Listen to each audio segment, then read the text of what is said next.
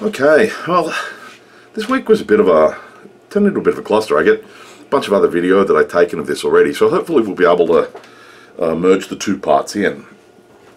Anyway, we can get back to where we were with this guy. So, where I left it, I was looking at replacing this and replacing that. Well, the reason that I wanted to do that was because I had bought this. And if we take this guy out, what you'll see, this is an 82324A measurement coprocessor card. So this actually has a 68K processor on it. I don't know where. I think it's under the. Is it under the boards here? I can't see where it is, but it's got a 68K. That's a slot for a 68K series math coprocessor, and these are two megabyte memory cards. So what this is, it's got to be one of those guys in there. So anyway, what this is, it runs basically, it boots a very similar version of the OS to by Series 200, Series 300 computers. It's not the same, but it's very close. It's based off the same boot ROMs and so on. So this should allow me to run a lot of the same code, but I can run it in this form factor. So while I was all busy all this week, a lot of the parts that I've been playing around with arrived. And so what I'm going to do here is I'm not going to replace the I'm not going to replace this with an SSD drive. So we started playing around with trying to get the SSD drive working, and that wouldn't. And I think that didn't work because it didn't report the geometry properly. Then I started looking at this, and this is just a standard SATA drive. It would report the geometry correctly, but the geometry, but that is a 500 meg drive, and that meant 2 gig partitions. It was all a bit of a cluster. So instead, what I've got is I've got this little guy here, which is a compact flash adapter, and this is a solution that a lot of industrial PCs use, where they have the where you connect in this and replace with the IDE drive, and then on here you use these compact flash cards. So I have an array of these compact flash cards, and we're going to use those to replace the hard drive. So the first thing to do is to get this drive out. Well, not the first thing to do. Let me continue on with what's going on. Part of the trouble that happened was that while I was playing around with this, the floppy drive had clearly failed, and so I got the guts out of a USB drive and I put that in there. But when I was testing the 82324, just to make sure that it worked so I could give the feedback on eBay, I noticed that I couldn't format a lift disk properly, and so I went and bought an actual replacement part. So this is the actual drive, the same model that was in here originally. So that's this guy here, which is this little Mitsubishi Electric drive. This is has an October 98 build date. This guy has a February 96. Now, the drives of later eras, there's something about it, I'm not an expert on this, but there's something about the geometry of how the drives worked with respect to lift formatting. So while they're almost identical, the process of how the heads moved at the extremities, so at the inner and outer cylinders or tracks, were different in older drives, and so that has something to do with the ability of lift drives, of lift disks to be written correctly. Plus, you need to have stuff that correctly identifies the DSDD, the double-sided double density, or double-sided high density 3.5 inch disc. Now, they have different holes in them that lets the drive identify them, and modern drives will identify them, but don't treat them apparently the same. Anyway, I'm going to replace the drive that I replaced. Now, I have to take this out because as I started work on it, well, and I don't remember if I caught video on this, what I had discovered was that the CD-ROM drive also failed. And so it would sometimes read the drive, sometimes not. So I bought another part, identical. It's the CD224E part. This is built in July of '99. Came from a working laptop, working environment. So we'll see if that actually works. So we'll place that. So that's sort of plan. And then, of course, the memory arrived as well that I want to put in to bring this up to 512 meg. So now, to get into this, I have to take the power supply out. And so let's take some of these connectors off just for the short term. Okay, so we're off there. And then we'll take this guy out. Okay, don't get caught in there. Okay. And so now, let me take a drink. I've got a bit of a cold thing going on, a bit blocked. So the drink of the day is just a nice, clear, filtered water. Okay. So to get this out here, all I need to do is to take these screws off. So now, just carefully put that back in there. Let's see, this is, that's power there, and then there's another little power connector here. Okay, so let's, okay, so we'll take that off. Okay, so now if we push that back out of the road, you can see the little setup that's here. So let's get in here and take out the CD-ROM drive. Okay.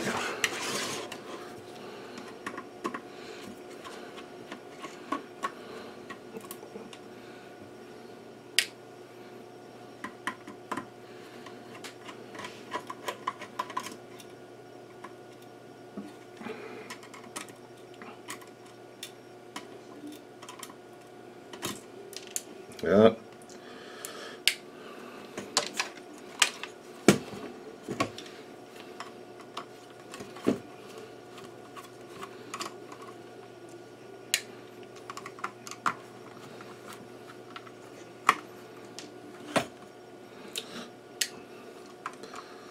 Okay.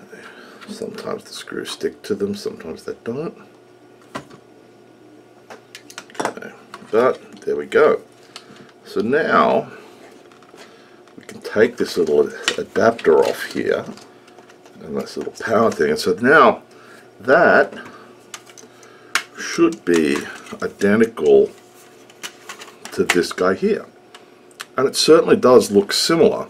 Different adapter because this is a laptop guy. So let me just write on the one that I'm going to replace so that I don't get them confused and end up installing them. So let's take let's set that aside. Now let's take this adapter off here.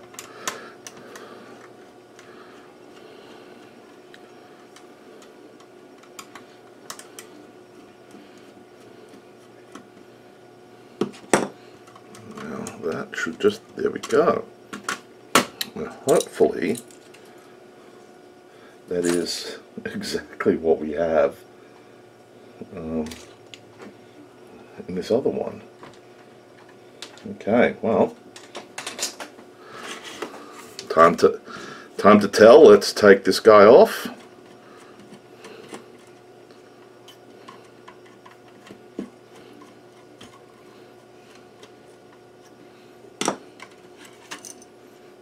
And yes, identical. Nice. Okay, so that's the bad guy.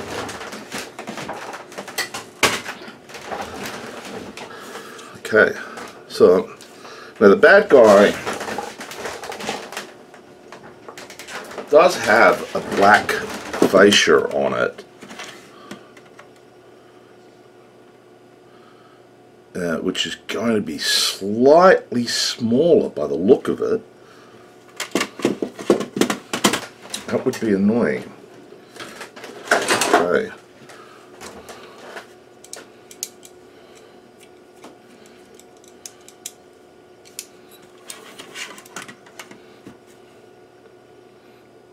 $13.11, $13.07, $13.83, $13.77. Okay, so that front is different. What we can see is a little clip and stuff. So let's try taking that front cover off here.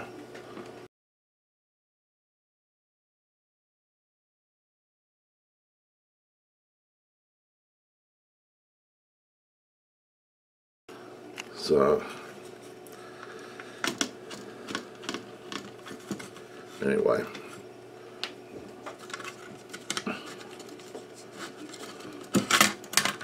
okay, so now let's get a little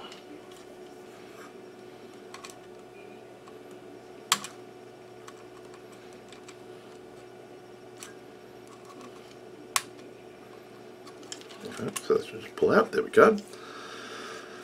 Okay, so the date code manufacturer of this guy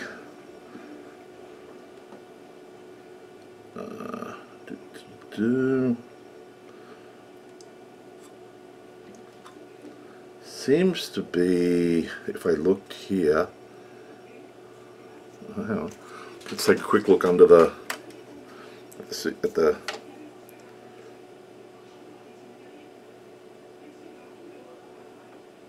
nope. Date code there.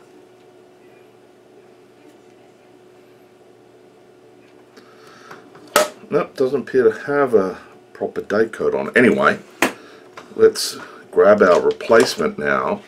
So before we go any further, now I have two items that are the same. Let me just make sure that I identify the broken one so that I don't go and put this back in. Let's put this aside and let's open up this guy. And now here, oh, I don't even have to replace the fascia. Look at that. It's exactly the same. And so you can see CDROM's different, same MF355H, 212MG, manufactured 96. Firmware revs are the same. It should be identical. Okay, so let's go put this guy back in here. So the first thing I'm going to have to do is to just pop off this little adapter here, and then we'll come in and drop that on the side of the working drive.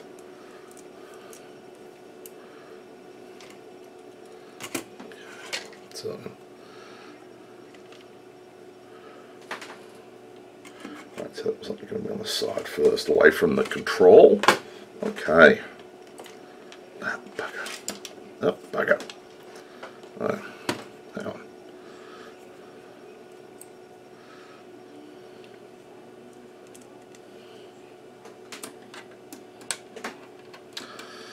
Yeah, a bit of head pressure going on. You know, it's not really great for this type of work, but I was talking to my dad last night, and he checks in and checks the channel, and so, you know, because I haven't lived at home since the early 80s, mid to first half of the 80s, so he likes to see what's going on. Anyway, he'd noticed that I hadn't posted anything for a while, and so he was out for about 3 weeks. So he said, oh, you know, just wanted to see what was going on. And I thought, oh, well, yeah, okay, I should get this, even though I've got a little bit of a head cold thing going on. Let's get this done. Okay, so let's get that in there. That's good. Let's just, there we go. That little clamp down. Okay, and so now we get this guy and we line him up with where we are, where we're supposed to be, and then we're going to take out that 3.5 inch drive, because you know we don't need it anymore. But I'm going to keep it aside because you know, I may want to take some of the software off it, you know, specifically the, you know, more along the lines of the network sniffer stuff than I think, because that network sniffer card, I think I'll just, you know, in all honesty, I'm just probably going to throw that straight up on eBay, because I have nothing to do with it. I don't do any network analysis. It's not really a piece of test gear that I, you know, spend any time, you know, thinking about. Okay, so that's going to be, it's going to go in here. Okay, good. Let's put that and keep that aside. Alright, now this guy is, how did that mount? Ah, yes, so had to have come in this way, because there's no way. Nope, looks like there's another little mounting bracket on the side there that we need to get rid of. Okay.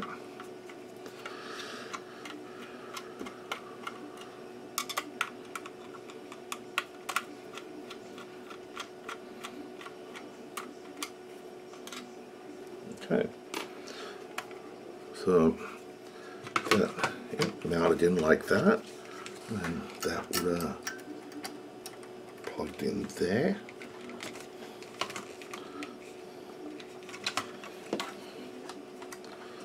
And then that would have gone on there like that. Nice.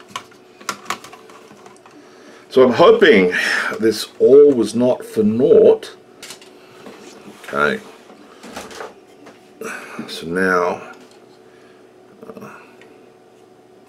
we should be able to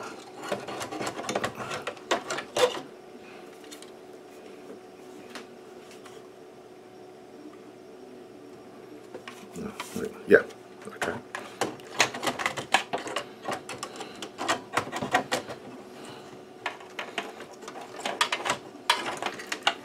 Okay.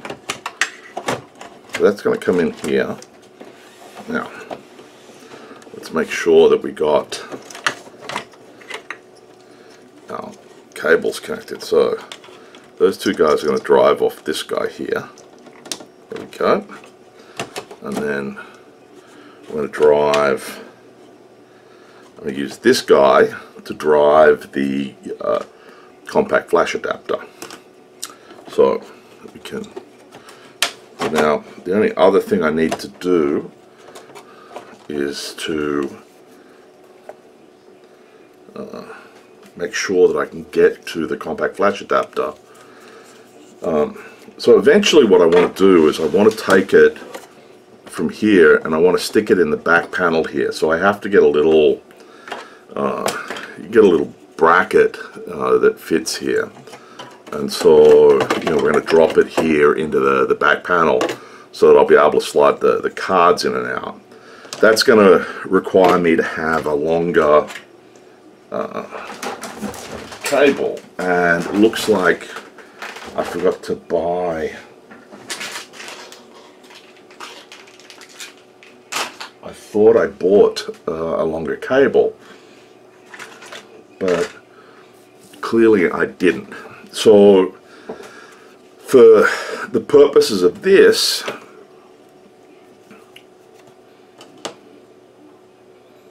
I'm just going to have to leave the back off until I get the replacement cable, because what we'll do is these are selected.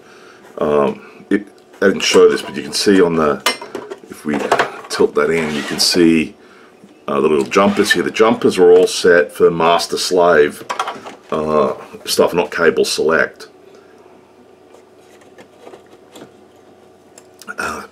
So what that means is that it doesn't matter which which end of the cable they're on, whether they're in the primary or secondary. So what I will be able to do is to put the CD-ROM on the secondary here, and then have another cable go to the primary for my card.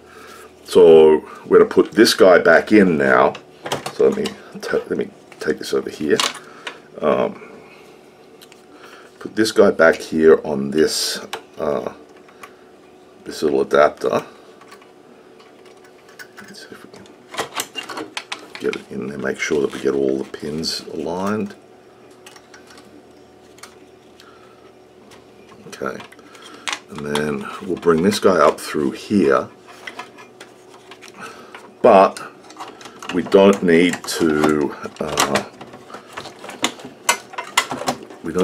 bring the power cable through, because we're just going to use that temporarily to sit this adapter card here out in the back, and then I have a little cable splitter that will give me the little 3-pin or the 4-pin mini Molex connector. So okay, so we should be good there. Okay, so now we've replaced that. This guy is going to sit over here. I'm going to have card in there. Let's do the memory now. Now, most of this old stuff is pretty easy to work with. So,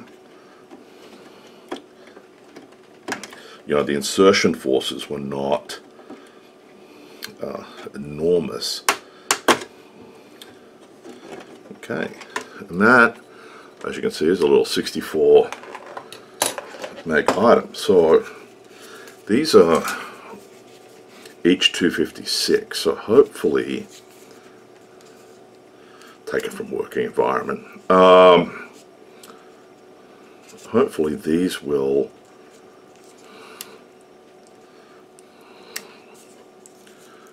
work a treat. So we'll soon find out. There we go. At least I went to the trouble of using the static dissipative bag. PC100, 256 SDRAM, yep. Okay.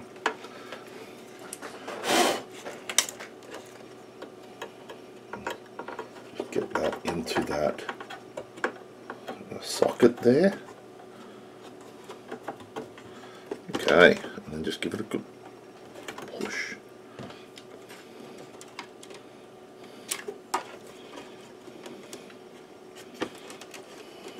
Up.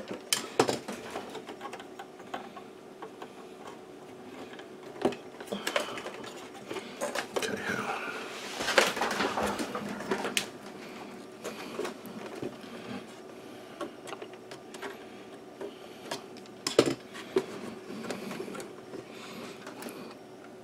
There we go. And it's clipped in. Nice. So now let's get the other one.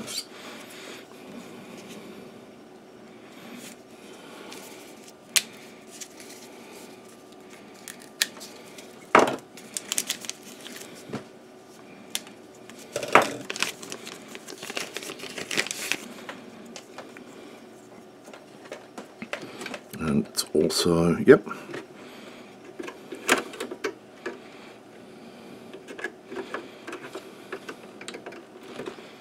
Okay.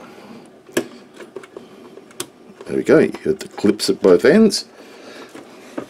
Okay, so if everything, fingers crossedy type, is working, then my memory should be upgraded. Okay, so floppy drive, DVD, CD-ROM drive, IDE card reader. Okay, so now the next thing that I wanted to do was to get this guy out of the road here, was to put in a new network card. So we got a new network card here.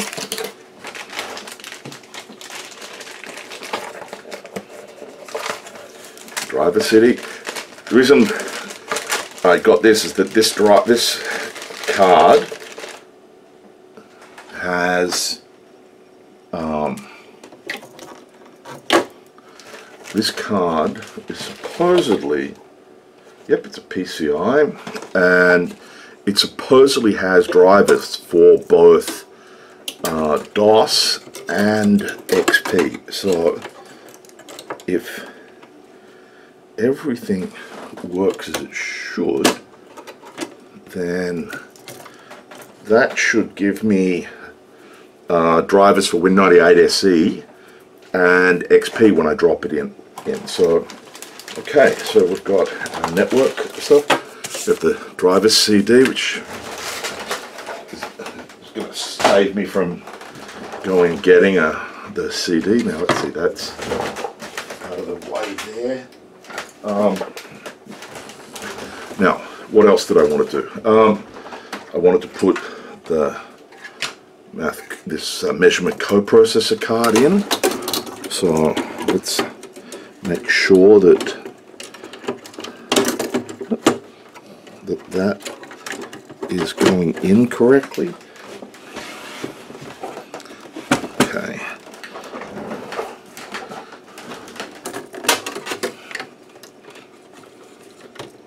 Okay.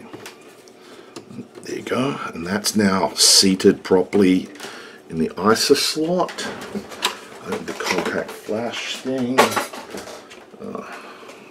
Okay. Now, I wanted to put another GPIB card in there, because while this has a GPIB port on it, you can only get access to it when you're running on here. So if I had just standard DOS or Windows or XP apps that I wanted to run, I got this little National Instruments jobby here, and it's a PCI GPIB Plus, and again it has, let me just take this filler out, screw out here, it has drivers for DOS and Windows XP as well. Now, make sure that that's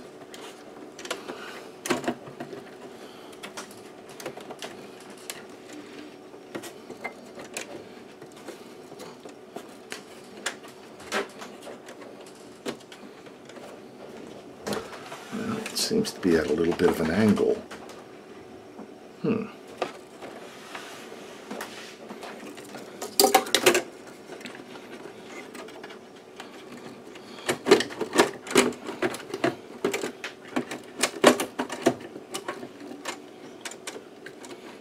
Okay, let's take this filler completely out.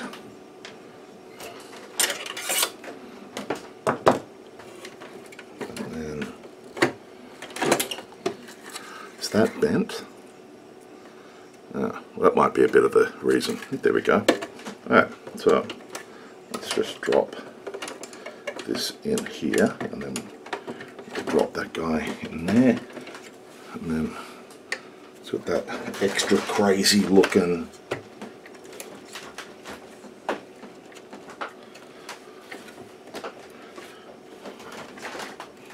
okay, well, it fits in, it works. I wouldn't want to have any, it's a rather tall card, I wouldn't want to have any more, space above it. but it does fit in, and so it's going to be a little tight, as you can see, getting, you know, with the GPIB connector in here. But I think what I can do is I'll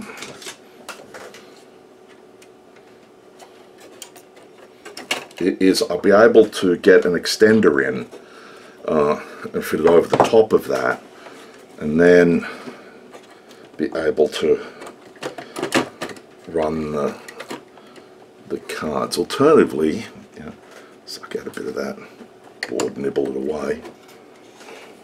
Okay, so I got my old extenders here. Well, that's been beaten around, pulled from working environment, clearly.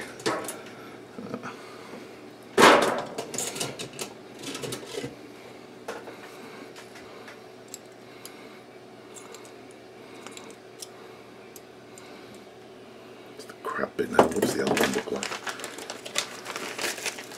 Okay, and there we go. So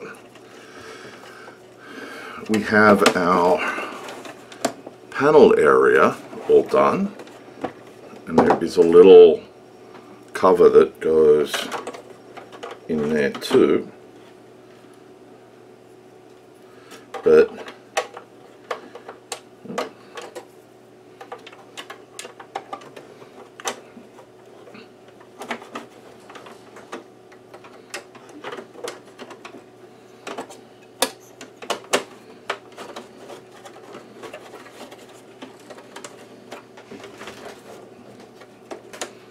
okay, so there we have the little cover on that covers those edges, you know, like that.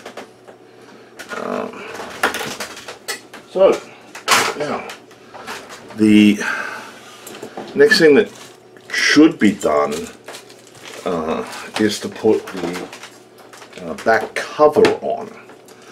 But I don't think I can put the back cover on and have that IDE cable pop out. But just remember, we're just doing this temporarily while... oh no, I think I can. How does that... So this is going to... oh yeah.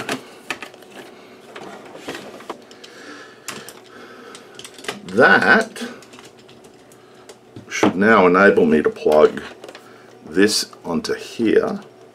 These are very cheap splitters, so there we go. And then this guy can go onto here. This can go onto here. Oh, no, no.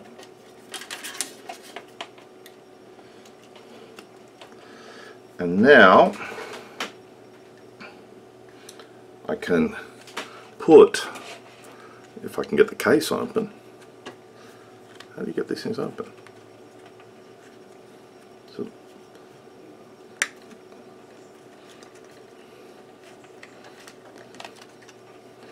well, that really didn't want to open. Is there? Wait, opening. Someone's going to tell me I'm not opening this the right way. Okay, come on. Ah, there we go. Just very stiff. Yep.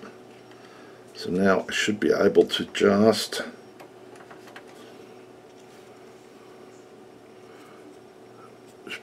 drop in.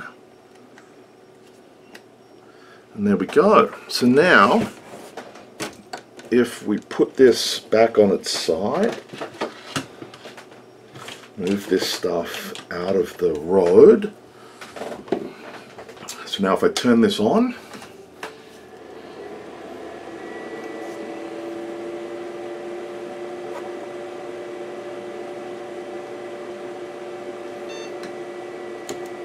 let's enter. Oh,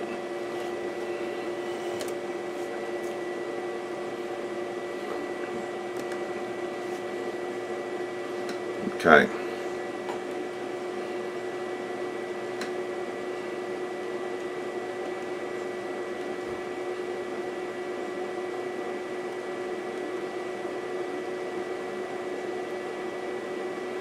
Okay, so let's have a look at the hard drive.